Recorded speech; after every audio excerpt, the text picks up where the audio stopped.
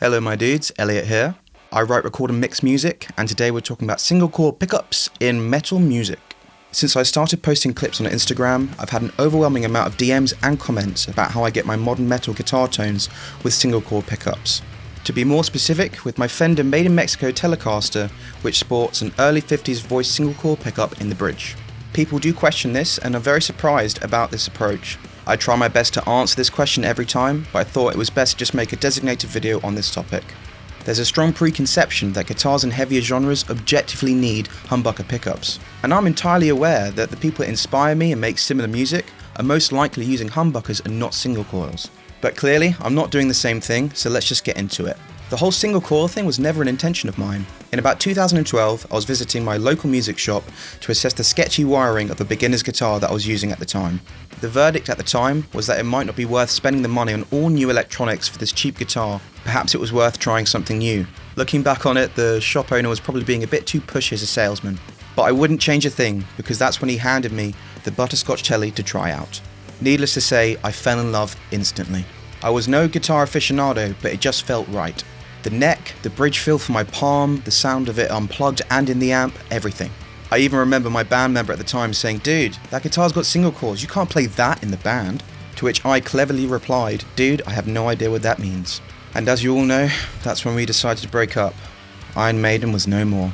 Just kidding, we still take wedding gigs, but anyway, as far as I was concerned, it was my first proper instrument and nothing else mattered. It's important to mention that I wasn't really into heavy music at this time, and I was nowhere near as passionate as I am now about production. That all started happening a couple of years later, and when it did, the only guitar I had available to me to start recording and writing with was the Telecaster. I'm a gearhead just like all of you.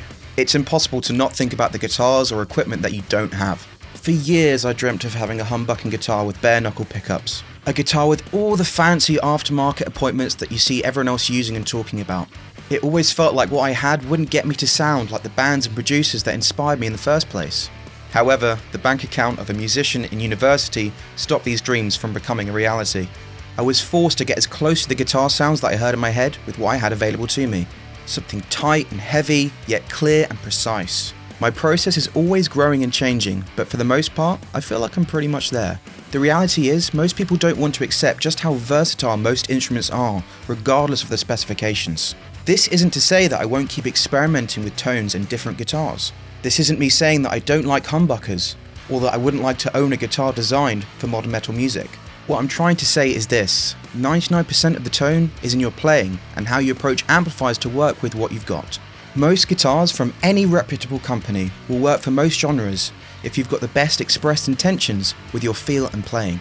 Genre-driven innovations will certainly get you to that guitar tone quicker, but they won't get you there at all if your playing doesn't reflect that. For example, early on I learned to record my playing so I could listen back and learn from my mistakes. This moulded me into quite a hard picker and a stickler for note clarity and muting unused strings. Give me any guitar and it's going to sound like me playing it. This is because I've spent most of my time as a musician focusing on my technique rather than the gear I'm using.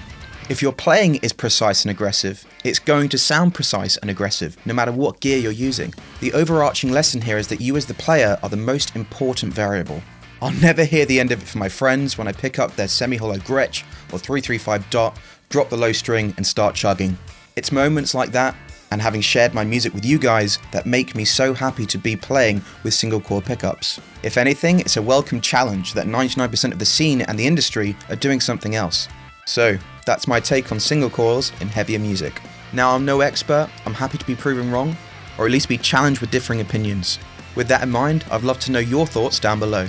Just talking about this guitar has reminded me how particularly awesome this guitar is. Let me know if you'd like to see a review style video on it going over the specifications and different tones you can get from it. If you like this video, please give it a thumbs up and make sure to subscribe with notifications on to be notified when I put out more videos. If you haven't been there already, my Instagram link is below where I post a riff a day every day. You'll also find a link to my Spotify where you can hear my original music, more of which is coming soon. That's all for now. Stay safe my dudes. Bye bye!